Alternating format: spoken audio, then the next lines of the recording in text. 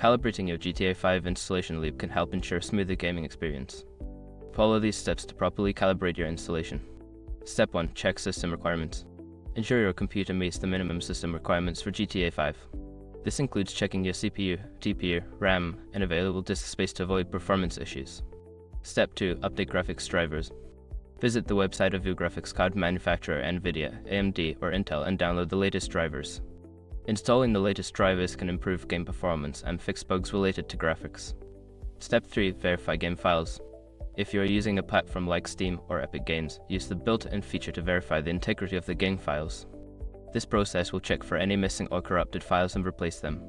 Step 4. Adjusting game settings. Launch the game and navigate to the settings menu. Adjust the graphics settings according to your system's capabilities.